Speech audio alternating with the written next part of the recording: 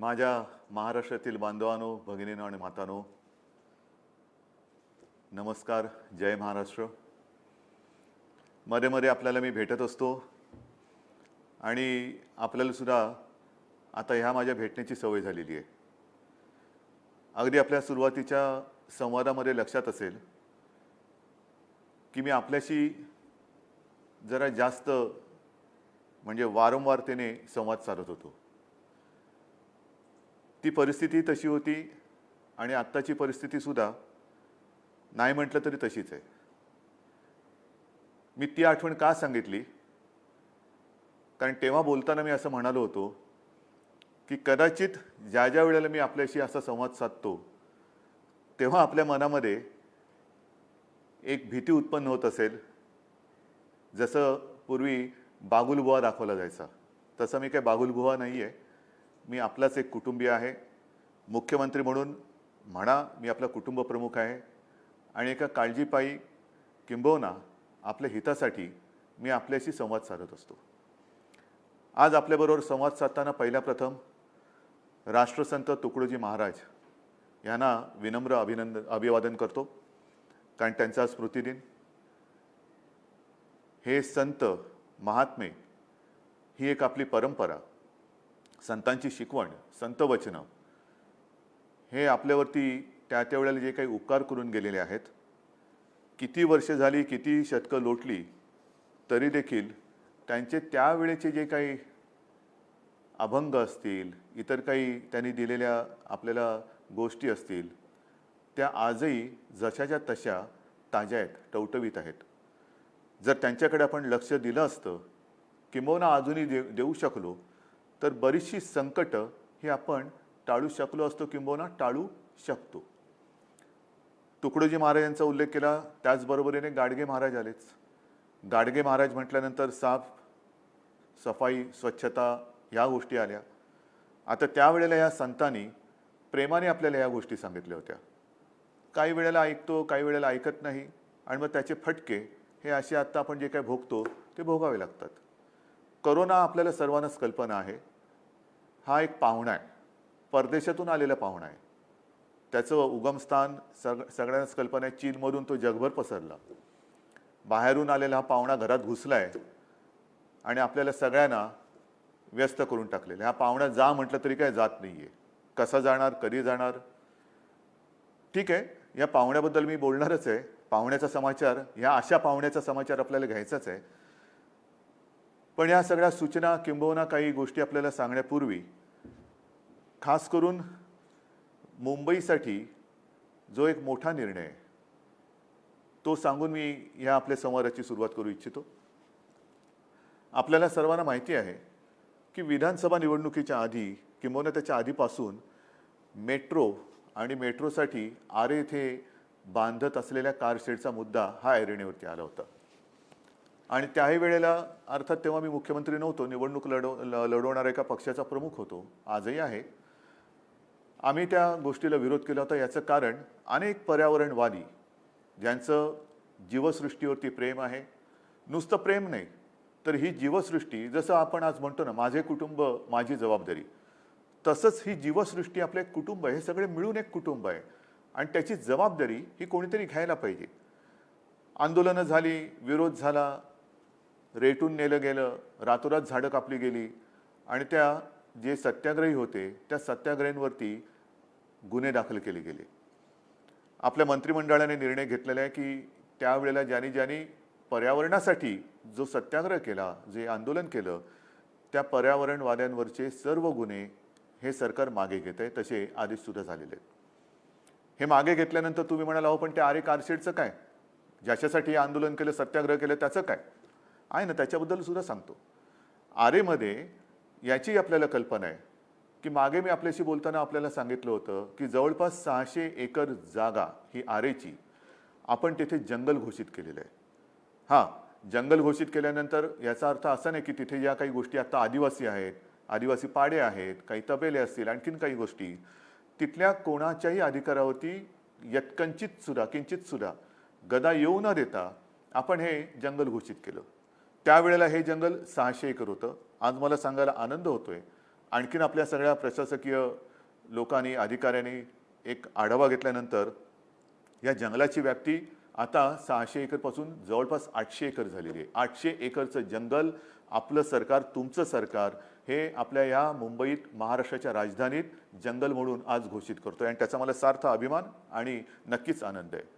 हे असं कुठेही जंगल नसेल जगाच्या पाठीवरती. शहरामध्ये जंगलात शहरं होत आहेत, पण शहरात जंगल होत नाहीये. हे एक बोलाची कडी आणि बोलाचा भात नाहीये. जे आहे ते टिकवणं आणि मग उरलेल्या जागेत विकास हा एक महत्त्वाचा भाग आहे.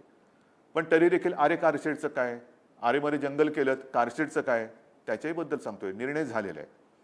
आरे कारशेडमध्ये गेल्या वेळेला जेव्हा काही बातम्या येत होत्या तेव्हा असं ठरलं होतं की आरेमध्ये कारशेड होणार नाही. त्याच्याबद्दल इतरत्र कुठेतरी आपण जागा बघू. मग मुद्दा आला की अहो पण तिकडे खर्च केलाय त्याचं काय, एवढा खर्च झालाय, हा खर्च कोणाच्या डोक्यावरती येणार, मग अमुक एक झाले त्याचं काय होणार. सगळ्याची उत्तर आहेत. याही गोष्टीबद्दल मला सांगायला आपल्याला आनंद होतोय की आरेची जी कारशेड होणार होती ती कारशेड आता कांजूरला होणार. मग किंमत किती, भरपूर किंमत होणार. जमिनीची किंमत कोण देणार, मग झालेला खर्च वाया जाणार, प्लस हा आणखीन त्याच्यावरती खर्च. तर त्याही बाबतीत मी आपल्याला सांगतो की कांजूरची ही जागा आहे, ही सरकारची जमीन 0 रुपये किमतीने या मेट्रो कारशेडसाठी आपण दिलेली आहे आणि तिथे कारशेड करण्याचे आदेश कालच मी दिलेले आहेत. 0 पैसे, म्हणजे एक सुद्धा रुपया तिकडे लागणार नाही. ही सरकारी जमीन जनतेच्या हितासाठी आपण वापरतो. आणि मग ते करताना याच्यासाठी जो काही खर्च झाला होता तो खर्च, ती जी एक बिल्डिंग झाली होती त्या बिल्डिंगचा एक खर्च आहे, तो साधारणतः त्या बिल्डिंगचा आणि मग भराव टाकण्यासाठी साधारणतः 100-1 कोटी रुपये जो खर्च झाला आहे, ती बिल्डिंग सुद्धा या कामासाठी वापरता येणार नसली तरी अन्य एका चांगल्या कामासाठी आपण वापरू, म्हणजे तोही पैसा वाया जाणार नाहीच. परंतु इथे जे काही टनेल किंवा रॅम्प केलेले आहेत, ती मेट्रोची 3 नंबर आणि 6 नंबरची लाईन, त्याचं एकत्रीकरण करून त्या बाबतीत खर्च केला गेलेला पैसा हा मेट्रोसाठी उपयोगात आपण आणतो आहोत. त्याच्यामुळे कोणालाही ही काळजी पडण्याचं कारण नाही की ह्याच्यासाठी जो खर्च केलेला पैसा आहे, जो आमचा पैसा आहे, जनतेचा पैसा आहे, हो तुमचाच पैसा आहे, तुमच्यासाठीच खर्च करतो आहोत, खर्च झालेला आहे, त्यापैकी एकही पैसा वाया जाऊ देणार नाही. नवीन जागा मी पुन्हा सांगतो, कांजूरला जी जागा आपण निश्चित केलेली आहे त्या जागेसाठी, ती प्राप्त करण्यासाठी 1 रुपया सुद्धा खर्च होणार नाही. खरंच सांगतोय मी तुम्हाला हे. आणि हे काम करण्यासाठी मी विशेष धन्यवाद जे देणार आहे, साहजिकच आहे याच्यामध्ये आपल्या राज्याचे उपमुख्यमंत्री अजितदादा पवार त्यांचं सुद्धा सहाय्य आहेच. आदित्यनी ह्याच्यात खूप मेहनत केलेली आहे. पर्यावरण मंत्री त्यांनी मेहनत केलेली आहे, अहोरात्र मेहनत केलेली आहे. त्याच्या सोबतीने आपले महसूल मंत्री बाळासाहेब थोरात आहेत, नगरविकास मंत्री एकनाथजी शिंदे आहेत, आरे म्हटल्यानंतर सुनील केदार आले. या सगळ्यांनी आणि विशेष करून मेट्रोचे अधिकारी असतील, प्रशासकीय अधिकारी असतील, या सर्वांनी एका आपुलकीने, नुसतं काय म्हणायचं त्याला,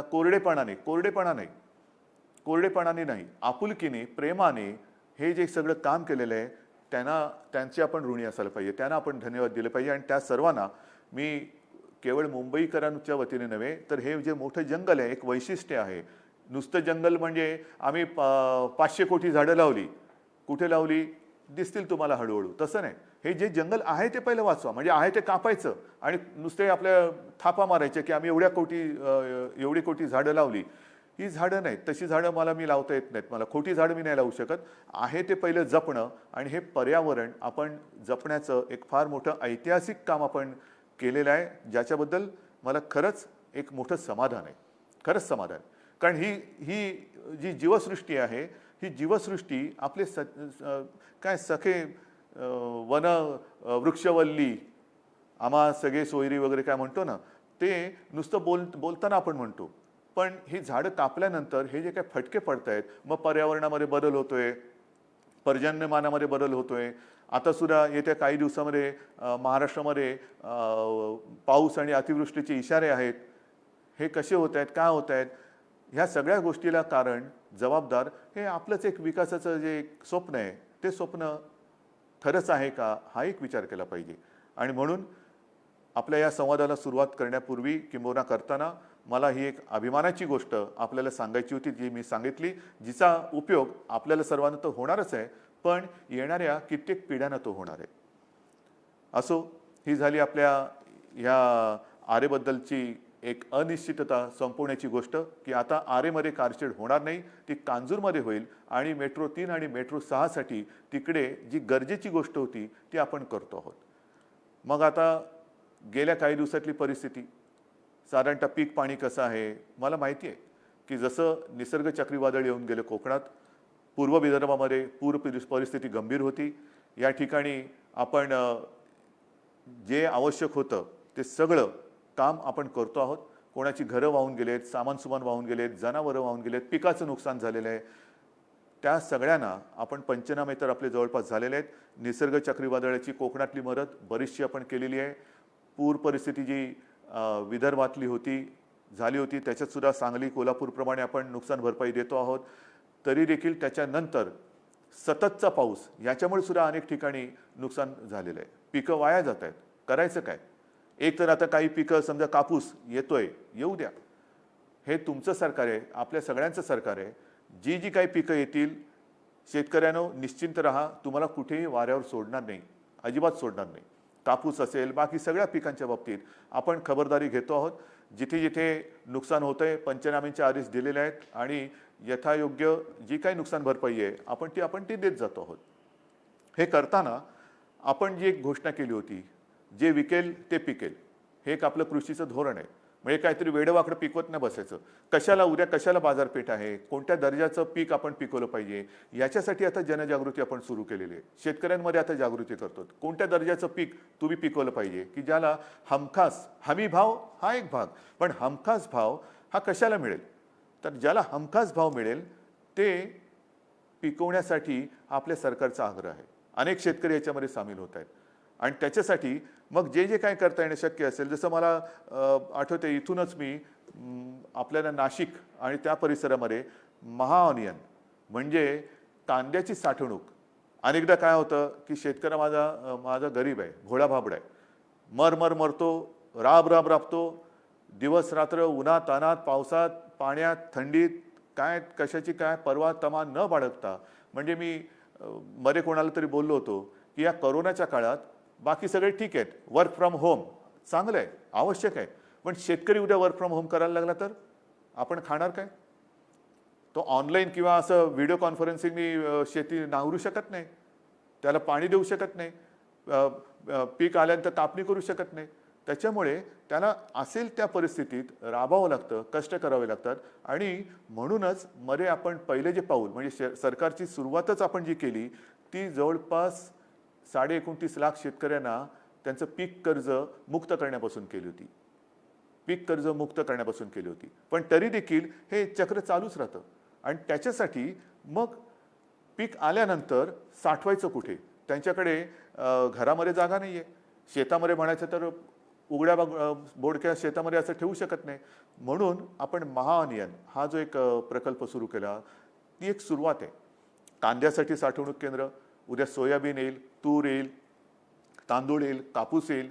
याच्यासाठी आवश्यकतेनुसार स्टोरेज म्हणजे जिकडे कोल्ड स्टोरेज, शीतगृहांची आवश्यकता आहे तिकडे शीतगृह दिली जातील, स्टोरेजची आवश्यकता आहे तिकडे गोदामं दिली जातील. आणि मग चांगली बाजारपेठ, हे बाजारपेठ आणि शेतमाल ह्यांची जुळवणूक त्या शेतकऱ्याला करून देणं या दिशेने आपण चाललेलो आहोत.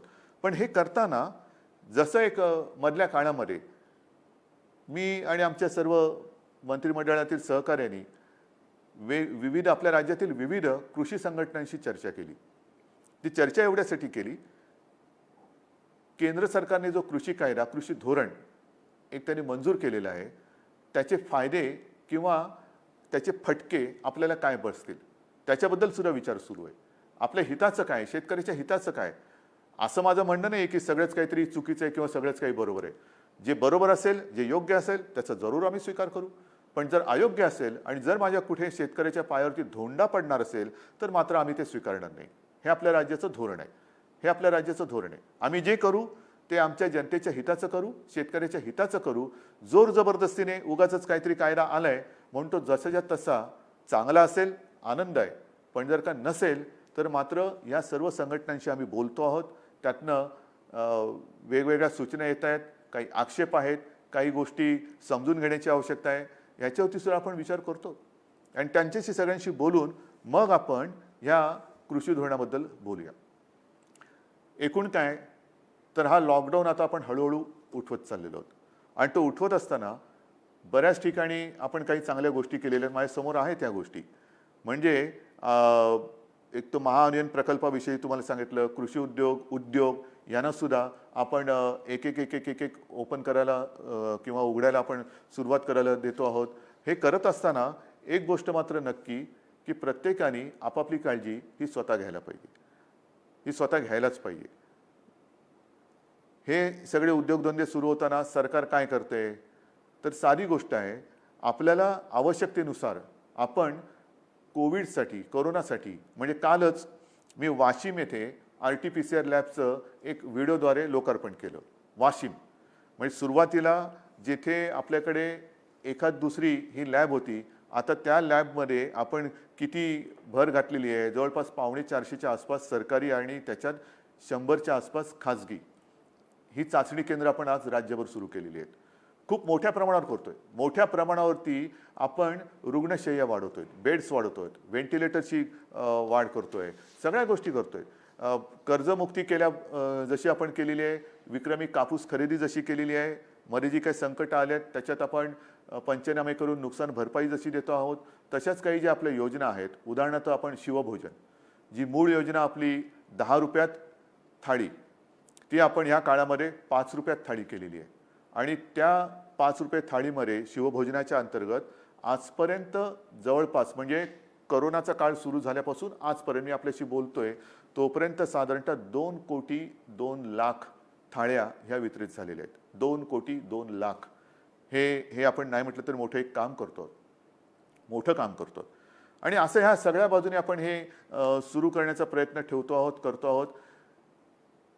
जबाबदारी आपली आहे. मी अगदी सुरुवातीच्या काळात असं म्हटलं होतं की तुम्ही जबाबदारी आणि खबरदारी आता थोडं सरमिसळ झाले. नेमकी जबाबदारी कोणी घ्यायची, खबरदारी कोणी घ्यायची? कारण हा पाहुणा काही जात नाहीये, हा आणखीन हातपाय पसरतोय. पाहुण्याला दिली ओसरी, पाहुणा हातपाय पसरी, हे हातपाय पसरत चाललंय. शहरामधून आता ग्रामीण भागात पसरतोय आणि पसरताना त्याला आता थांबवण्याची गरज आहे. थोडंसं काय झालेलं आहे, नाही म्हटलं तरी एक असं चित्र दिसतंय की आता संख्या कमी होते, आता आमच्याकडे बेड्स अवेलेबल आहेत, आता आमच्याकडे ऑक्सिजनला लागणारे रुग्णांची संख्या कमी होते आहे. खरं आहे. म्हणून मी तुम्हाला या केसेसचा आकडाच सांगतोय. जिथपासून पहिला आपल्याला पेशंट सापडला तेव्हापासून आजपर्यंत साधारणतः एकूण केसेस ह्या 15,17,434 ह्या आत्तापर्यंत म्हणजे पहिल्यापासून आत्तापर्यंत हे सगळ्याच्या सगळ्या ॲडमिट नाही आहेत. ते त्यातले 12,55,779 हे बरे होऊन घरी गेलेले आहेत. हे बरे होऊन घरी गेलेत. दुर्दैवाने मात्र ह्याच्यात साधारणतः 41,000 मृत्यू सुद्धा झालेले आहेत. जवळपास 41,000 मृत्यू झालेले आहेत. व्हेंटिलेटरवरती आज साधारणतः मी आता सगळे साधारणतः असं ह्याच्यात सांगतोय कारण त्याच्यात फार मोठा काही फरक ह्याच्यामध्ये तफावत येणार नाही आहे.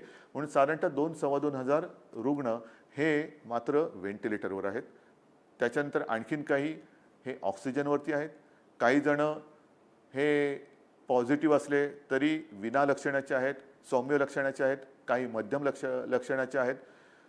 ही सगळी जर आकडेवारी बघितली तर पहिल्या दिवसापासून एक गोष्ट आपण लक्षात घ्यायला पाहिजे की साधारणतः 70 ते 80% ही लोक ह्याच्यामध्ये सौम्य ते मध्यम लक्षण आहेत, ज्यांना कदाचित काही जणांना कोरोना होऊन गेला हे कळतही नसेल.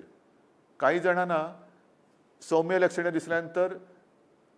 दिसल्यानंतरही कोणतेही औषध दिल्याशिवाय ते बरी होत आहेत. काही जणांना औषधोपचार केले त्याच्यानंतर ते बरे होत आहेत. मात्र काही जण मात्र यांना खूप मोठा संघर्ष करावा लागतोय. विशेषतः ज्यांना आपण कोमॉर्बिडिटी म्हणतो की उच्च रक्तदाब आहे, मधुमेह आहे, किडनीचे काही त्यांना विकार असतील, स्थूलता असेल, ह्यांना मात्र त्यांच्यावरती हा व्हायरस घातक परिणाम करतोय. मग ही वर्गवारी ठरवणार कोण ते आपल्या हातात नाही आहे. आणि त्याच्यासाठी मी वारंवार आपल्याला जे सांगतो आहे की खबरदारी आपल्याला घ्यायला पाहिजे.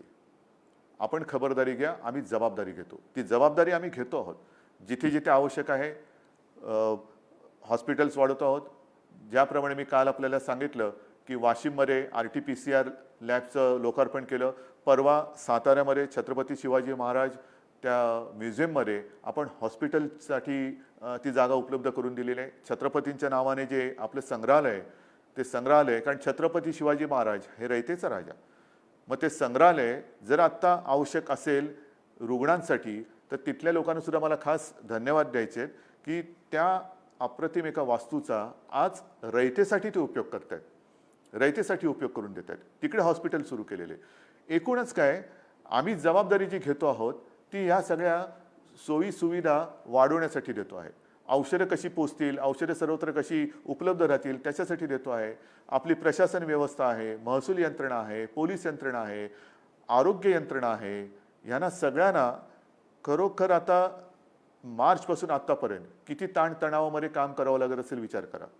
डॉक्टर्सना सुद्धा मी खास धन्यवाद देतोय, कारण त्यांनी आता एक गाईडलाईन सेट केलेली आहे. गाईडलाईन सेट केली, नक्की सेट केलेली आहे.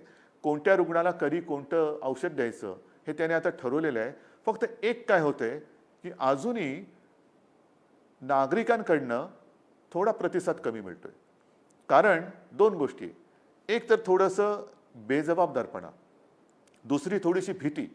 मी टेस्ट केली आणि मी पॉझिटिव्ह आलो तर माझं काय होईल, मला कुठे नेऊन टाकतील. तसं समजू नका कृपा करून, कुठे नेऊन टाकणार नाही. सगळीकडे आपण ज्या सुविधा केल्यात आहेत ना, काही काही व्हिडिओ प्रसारित होत आहेत, काही महिला आहेत, काही पुरुष आहेत, काही आणखीन कोण आहेत, सगळ्यांनी त्यांच्या त्या कोविड केअर सेंटरचा अनुभव हा सांगितलेला आहे. आपल्याला एक गोष्ट लक्षात घ्या की हा जो व्हायरस आहे तो पसरतोय, तो शिंकलं खोकलं बोलताना सुद्धा पसरतोय आणि म्हणून कमीत कमी संपर्कात येणं हे गरजेचं आहे. अनेकदा असं होतं की रुग्णांना कळतच नाही की डॉक्टर आले की कोण आले, कारण तो अंतराळवीरासारखा संपूर्ण तो PPE किट, त्याच्यावरती ती फेस मास्क, त्याच्यावरती ती शील्ड असं बांधून येतो. म्हणजे असं ओळखीचं असलं तरी ओळखता येत नाही कोण आला, कारण हा आपल्याला एकमेव प्रतिबंधात्मक उपाय आहे. तर तुम्ही कोणी घाबरू नका. लवकर जेवढे याल तेवढे लवकर बरे होऊन घरी जाल. जेवढं तुम्ही अंगावर काढाल तेवढा तुम्ही स्वतःचा जीव तर धोक्यात घालतातच आहात, पण दुर्लक्ष करून जर कोणी पॉझिटिव्ह असेल तर तुम्ही जेवढा उशीर कराल तेव्हा तुमचा जीव धोक्यात घालताय आणि तुमच्या माध्यमातून तुमच्या कुटुंबाला संसर्गित करून कुटुंबाचा जीव धोक्यात घालताय. आणि म्हणून मला असं वाटतं की लवकर जर का कोणाला अशी शंका आली तर टेस्ट करून घ्या. टेस्ट केलं, पॉझिटिव्ह आलं म्हणजे बापरे बोलण्याची अजिबात गरज नाही आहे. वेळेत आलेली लोक ही अगदी 100 वर्षाची सुद्धा, आणि काही ठिकाणी तर 100 वर्षाची असताना त्यांना इतर व्याधी विकार असलेले सुद्धा बरे होऊन घरी गेलेत. कारण का, वेळेमध्ये ते डॉक्टरांकडे आलेत. तर वेळेमध्ये येणं म्हणजे ह्या कोरोनाला औषध नसलं, वॅक्सिन नसलं तरी वेळेमध्ये येणं हे फार गरजेचं आहे. आणि हे काम मला याही गोष्टीबद्दल अजूनही काही तशी माहिती नाही आहे, पण मी कदाचित शब्द बोलतोय, जगातलं महाराष्ट्र राज्य हे एकमेव राज्य असं असू शकेल की जेथे नुसतं कडक कायद्याने काम न करता जनतेला विश्वासात घेऊन आपण हे युद्ध लढतो आहोत. कारण हे युद्ध तुमचं आहे, आपलं आहे, सगळ्यांचं आहे. ह्याच्यामध्ये जनता जोपर्यंत सहभागी होणार नाही, ही जनतेची चळवळ जशी कधी चळवळ करतो, स्वातंत्र्याची चळवळ होतो, साधा सुद्धा माणूस जेव्हा तो रस्त्यावरती उतरला तेव्हा इंग्रजांना सुद्धा इथून जावं लागलं. 150 वर्ष राज्य करणारे इंग्रज घालवणारे आपण लोक आहोत, त्यांचेच आपण वंशज आहोत. तर करोना नाही घालू शकणार, घालू शकतो. जिद्द जर का सगळ्यांच्या मनात असेल, एक लोकेच्छा, लोकांनी जनतेने इच्छा केली की बस आता हे बस झालं, हे आता मात्र या करोनाला मी हद्दपार केल्याशिवाय राहणार नाही. आणि मग जशी त्या युद्धाची काही शस्त्र असतात तसंच या युद्धाचं सुद्धा शस्त्र आहे आणि नक्कीच याला काही शास्त्र सुद्धा आहे. मला आणखीन एका गोष्टीचा जरूर उल्लेख करायचा आहे. जी एक मोहीम आपण संपूर्ण राज्यभर राबवतो आहोत, माझे कुटुंब माझी जबाबदारी, मला याही बाबतीत आपल्याला सांगायचं आहे, सर्वांना मला धन्यवाद तर द्यायचेच आहेत, पण विशेष धन्यवाद ही मोहीम राबवणारे आपले जे काही सगळे आरोग्य कर्मचारी आहेत, मग आपल्या आशा वर्कर्स आहेत, अंगणवाडी सेविका आहेत, आरोग्य कर्मचारी आहेत, महसूल यंत्रणा आहे, पोलीस आहे. खरंच तुम्हाला मी किती कोणत्या शब्दात धन्यवाद तुमचे मारू, माझ्याकडे शब्द नाही आहेत, खरंच शब्द नाही आहेत. हा देखावा नाही आहे, कारण गेल्या आठवड्यात माझ्या घरी सुद्धा ही टीम येऊन गेली. आमच्याही कुटुंबियांची त्यांनी चौकशी केली. काय त्यांना पडलेलं आहे, असं आपण त्यांना काय देतो आहोत. मग मी त्या सगळ्या महिला होत्या, त्यांना ताईनं म्हटलं, ताई बसा जरा, मला सांगा तुमचा दिवस कधी सुरू होतो, तुम्ही राहता कुठे, कोण कुठे डोंबिवलीला राहते, कोण इकडे राहते, कोण तिकडे राहते, सकाळ झाली का आपले कामावर रुजू होतात, जर उंच बिल्डिंग असेल तर जिन्यांची चढ उतार करायची, प्रत्येकाच्या घरात जायचं, ताप तपासायचा, सूचना द्यायच्या, सकाळपासून संध्याकाळपर्यंत स्वतःच्या जीवाची कुटुंबाची पर्वा न करता ही लोक मेहनत करतायत. खरंच तुमचे उपकार आहेत या महाराष्ट्रावरती. आणि हे उपकार केवळ बोलून असं नाही चालणार. माझ्याकडे काही नावं आहेत, मुद्दामने मी काही नावं ठेवलेली आहेत. आता अहमदनगरमधले आरोग्यसेवक आहेत सुदाम जाधव. मी आता त्यांची मुद्दामून ज्यांना त्यांनी थोडंसं शोधून काढलं त्यांची नावं घेत नाही, पण सुदाम जाधव यांनी जे घराघरात जात होते त्यांना एका व्यक्तीचा ऑक्सिजन कमी वाटला आहे होताच, म्हणून त्याने आग्रह करून या आपल्या उपचार केंद्रात आणलं. कोविड पॉझिटिव्ह तशी लक्षणं त्यांना बरं करून आज ते घरी गेले. समजा ही सुदाम जाधव घरी आले नसते, त्यांनी चौकशी केली नसती, त्यांनी तो ऑक्सिजन तपासला नसता तर काय झालं असतं. अनेक जण आहेत असे. भंडारा जिल्ह्यामध्ये सुद्धा आशा वर्कर ज्या पुष्पा वाढई आहेत यांना सुद्धा एक महिला गरोदर होती, त्यांचा ऑक्सिजन त्यांना कमी वाटला, म्हणून त्यांनी सांगितले, आग्रह केले की चाचणी करून घ्यायची, कोविडची चाचणी करा. तर चाचणीला त्यांनी हे केल्यानंतर त्या कोविड पॉझिटिव्ह निघाल्या. ज्या त्यांना होत्या त्या ज्यांच्याबद्दल थोडंसं त्यांना एक संशय आला, त्या कोविड पॉझिटिव्ह निघाल्या. त्या गरोदर होत्या भगिनी, पण चाचणी झाल्यानंतर कळलं आणि कळल्यानंतर उपचार झाला. आज त्या सुखरूप आहेत, आज व्यवस्थित आहेत. त्याच्यानंतर भंडारा येथील आशा भारती वासनिक यांना सर्वेक्षण करताना आणखीन एक दोघं जण त्यांना ऑक्सिजन कमी आढळला, त्यांना आग्रह करून घेऊन गेल्या, त्या बऱ्या झालेल्या आहेत. अशी किती नावं आहेत. तर ही सगळी नावं ह्या आशा वर्कर्स आहेत, अंगणवाडी सेविका आहेत, आरोग्य कर्मचारी आहेत. हे सगळेजण आपापल्या परीने मेहनत करत आहेत. काही जण तर स्वतः आजारी पडले, म्हणजे घरोघरी जाताना ते स्वतः आजारी पडले. करायचं काय आता, कोरोना पॉझिटिव्ह, पण डगमगले नाहीत, खरंच डगमगले नाहीत. हे आजारी पडल्यानंतर व्यवस्थितपणाने त्यांनी आराम केला, औषधोपचार केला, खडखडीत बरे झाले. बरे झाल्यानंतर घरी नाही बसले, पुन्हा आपल्या कामावरती रुजू झाले. ही अशी सगळी माणसं, अशी सगळे लढवय्ये, कोरोना योद्धे हे आपल्या राज्यात आहेत, आपल्यासाठी मेहनत करतायत. आणि ती मेहनत करताना आपण त्यांना सहकार्य करण्याची गरज आहे. माझे कुटुंब माझी जबाबदारी हे एक आपलं कुटुंब आहे. महाराष्ट्र माझं कुटुंब आहे. केवळ माझं घर हे तर कुटुंब आहेच, पण महाराष्ट्र हे माझं कुटुंब आहे. आणि ते करताना आपण चार चौघात फिरताना सुद्धा काय करायला पाहिजे, जी त्रिसूत्री तुम्हाला सांगितलेली आहे, मास्क बरोबर घालणे. आज मी एकटा आपल्याशी बोलतोय म्हणून मी मास्क घातलेला नाही, नाहीतर मी या ऑफिसमध्ये बसताना कोणालाही भेटत असलो तरी मास्क व्यवस्थित घालतो. मास्क घालणे म्हणजे अर्धवट नाही. अनेकांना कळतच नाही की याला दाढी आले का मास्क लावलाय. मग नंतर कळतं रे पिवळ्या रंगाची दाढी कशी असेल, हिरव्या रंगाची दाढी कशी असेल. हा मास्क आहे, पण ते मास्क आहे तो काय गॉगल नाही असं स्टाईल म्हणून वर ठेवायला. तो बरोबर नाक आणि तोंड हे कव्हर करणं, आणि ते सुद्धा घट्ट. आता सुद्धा मी आपल्याशी बोलताना तोंडाला हात लावत नाहीये, बाजूनी हे करतोय, कारण तोंडाला हात लावण्याची सवय सुद्धा आपल्याला मोडली पाहिजे. काही सवयी आपल्या जरूर मोडल्या पाहिजेत. तर आपला मास्क हा व्यवस्थित लावला पाहिजे. विशेषतः चार चौघात फिरताना आपण तर मास्क घातलाच पाहिजे, पण आपल्याशी बोलणारा जो आहे त्याला सुद्धा जर का त्याच्या तोंडावर मास्क नसेल. अनेकांना काय सवय आहे की इकडे तिकडे फिरताना मास्क घालतात आणि बाजूला जवळ येऊन मास्क घालून मी काय म्हणतो, अरे काही बोलायचं तू काही म्हण, पण मास्क तोंडावर घालून म्हण. मी काय म्हणतो तर त्याला सांग पहिलं मी काय म्हणतो, मास्क तोंडावर घाल. तर नाक आणि तोंड हे झाकून ठेवलं पाहिजे. कारण आपण मास्क घातला असला आणि त्यांनी मास्क काढला असला तरी एक लक्षात घ्या की आपण नाक आणि तोंड बंद ठेवलेलं असलं तरी आपले डोळे उघडे आहेत.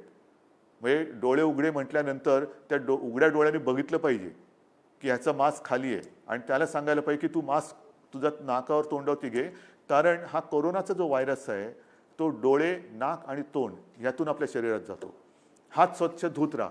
का धुत राहा, आपल्याला कल्पना आहे जे नवीन नवीन आता अभ्यास येत आहेत, रिसर्च येत आहेत, त्यानुसार विविध पृष्ठभागावरती हा व्हायरस किती काळ जिवंत राहू शकतो.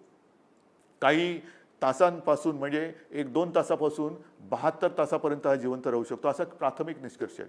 काही जण म्हणतात की हा एअरबॉर्न आहे, म्हणजे हवेतनं सुद्धा पसरतो. तर हात स्वच्छ का धुत राहायचं? कारण मानवी त्वचेवरती हा व्हायरस जवळपास 9 तास जिवंत राहू शकतो. 9 तास. हा हा रिसर्च मी नाही केलेला. हा रिसर्च माझ्यासमोर जे कागद पडलेत आणि विविध ठिकाणच्या ज्या एजन्सीज आहेत त्यांच्यापासून आलेले. म्हणजेच आपल्याला एक तर नको तिकडे हात न लावणं, कारण टेबलावरती कदाचित व्हायरस अधिक काळ जिवंत राहू शकतो. सार्वजनिक आपण रेल्वेमधून फिरताना, बसमधून फिरताना, इकडे तिकडे जाताना समजा आधी कोणाचं व्हायरस तिकडे चिकटलेला असेल, तो किती तास जिवंत राहिला आणि त्यालाच हात लावला आणि लावला नाकातोंडाला हात, काही उपयोग नाही तुमच्या मास्कला. म्हणून एक तर सार्वजनिक ठिकाणी मास्क काढायचा नाही. सार्वजनिक स्वच्छतालयात म्हणजे शौचालयात मास्क अजिबात काढायचा नाही. रेल्वेमधनं, बसमधनं, इतर ठिकाणी सुद्धा मास्क काढायचा नाही. शक्यतो रेल्वेमधनं तुम्ही म्हणाल रेल्वे सुरू कुठे केल्यात अजून सांगतो त्याच्याबद्दल बोलतो.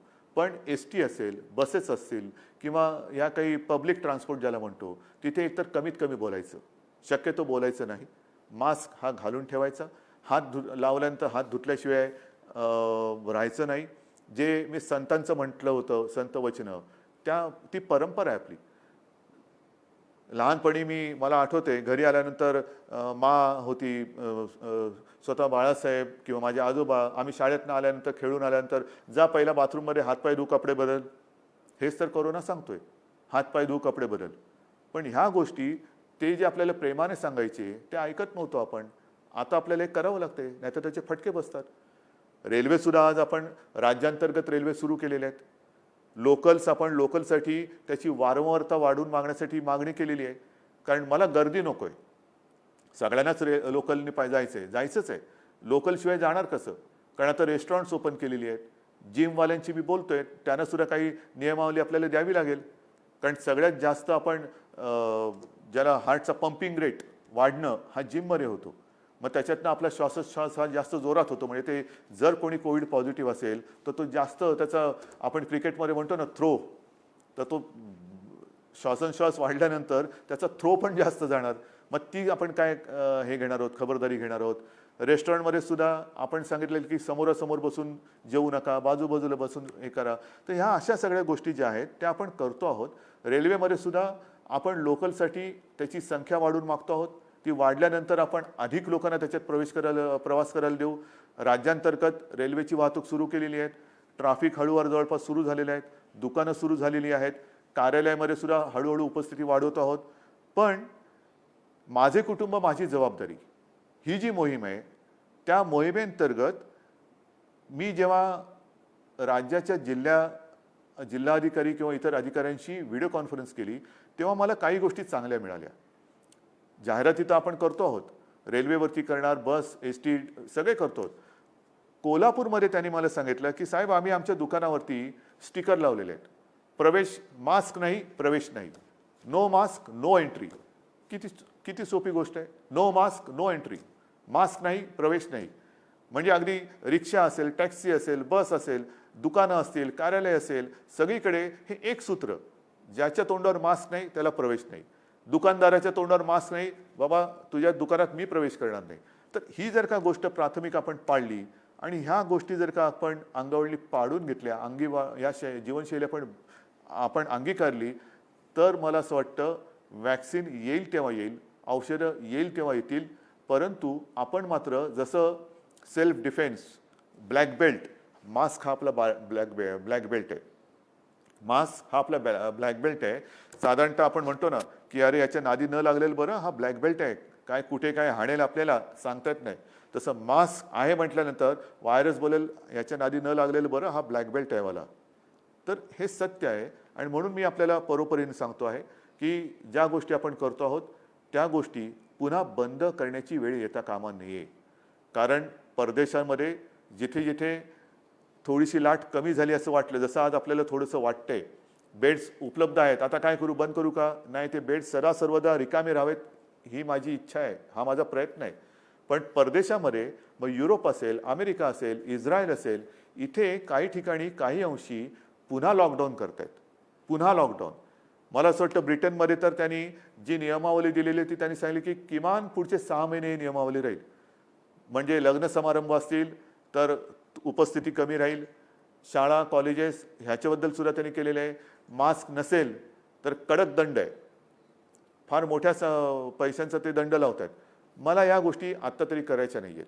पण जर का आपण खबरदारी घेतलीत आणि नाही घेतली तर म्हणजे आपण आता विचार करा, मास्क हवा की लॉकडाऊन हवा, हात धुत राहणं बरं की लॉकडाऊन बरा, एकमेकापासून अंतर ठेवणं बरं की लॉकडाऊन हवा, कामावरती न जाणं जायला हवं की न जाणं हवं, अनावश्यक घराबाहेर पडू नका, उगाचच इकडे तिकडे भटकू नका. आपल्याला कोणत्याही परिस्थितीत पुन्हा लॉकडाऊन करावा लागेल अशी परिस्थिती राज्यात निर्माण होऊ द्यायची नाहीये. आणि मला खात्री आहे तुमचं नाही म्हटलं तरी या सरकारवरती आमच्यावरती एक प्रेम आहे, विश्वास आहे. आजपर्यंत सर्व धर्मियांनी जे जे काही मी सांगत आलो ते पाळलेलं आहे. गणपती येऊन गेले, नवरात्री येत आहेत, दिवाळी येते आहे, म्हणून मी मंदिरांच्या बाबतीत सुद्धा थोडासा हळुवारपणाने जातोय. कारण काही जण असं म्हणतात हे उघडलं आणि ते उघडत नाही. थांबव बाबा, तुमच्यावरती जबाबदारी नाही, जबाबदारी आमच्यावरती आहे. आमच्यावरती जबाबदारी आहे आणि नुसती जबाबदारी नाही आहे, आमच्या जनतेवरती प्रेम आहे आणि म्हणून आम्ही या गोष्टी करतोय. उगाच काहीतरी तंगड्यात घालायचं आणि सगळ्या गोष्टी बंद ठेवायचं या मानसिकतेचे आम्ही नाही होत. पण नवरात्र आता आलेलं आहे, त्याच्यानंतर दिवाळी आहे, इतरही धर्मियांचे सण येत आहेत. आपल्याला खूप खूप काळजीपूर्वक एक एक गोष्टी करत जावे लागणार आहेत. कारण हळूवार आपण सगळे दार उघडतो आहोत. ह्या उघडलेल्या दारातून सुबत्ता आली पाहिजे, समृद्धी आली पाहिजे, कोरोना व्हायरस येता कामा नये. तर आणि तरच ह्या उघडलेल्या दारांना अर्थ आहे. नाहीतर उघडलं दार आणि घुसला व्हायरस आत तर मात्र आपल्याला कोणी वाचू शकत नाही. आणि म्हणून ज्या काही सूचना आम्ही तुम्हाला देतो आहोत, ज्या आजपर्यंत तुम्ही पाळल्या, जे सहकार्य तुम्ही आजपर्यंत दिलं तेच सहकार्य मला यापुढे सुद्धा पाहिजे. मुंबईमध्ये फिरताना इतरत्र सुद्धा मी बघतोय की हळुवारपणे आता लोक थोडीशी निर्धास्त होत आहेत. निर्धास्त होऊ नका. मास्क हा तोंडावरती दिसलाच पाहिजे. सार्वजनिक ठिकाणी एकमेकाशी बोलताना मास्क हा असलाच पाहिजे, अंतर ठेवलं गेलंच पाहिजे. ही त्रिसूत्री जर का तुम्ही पाळणार नसाल तर मग मात्र ह्या कोरोना व्हायरससाठी आपला जसा गेटवे ऑफ इंडिया आहे, सताळ द्याला दारच नाही आहे, मग तो कुठेही येईल कुठेही जाईल, तर तसं आपल्याला काही करायचं नाही आहे. आपण अत्यंत खबरदारीने, सुजाणतेने, सजगपणाने आपल्याला हवं तसं आयुष्य आपण जगणार आहोत कोरोना व्हायरस वगळून. आणि म्हणून मला असं वाटतं की आपलं जे एक नातं आहे त्या नात्यातून हा आत्मविश्वास मी व्यक्त करतो की ज्या ज्या सूचना मी आपल्याला आजपर्यंत देत आलो, त्या सूचना आपण पाळल्या, यापुढे सुद्धा त्या अत्यंत कटाक्षाने पाळण्याची गरज आहे. एक क्षणसुद्धा बेसावध राहू नका, गाफील राहू नका आणि कोरोनाचा बळी ठरू नका. धन्यवाद. जय हिंद, जय महाराष्ट्र.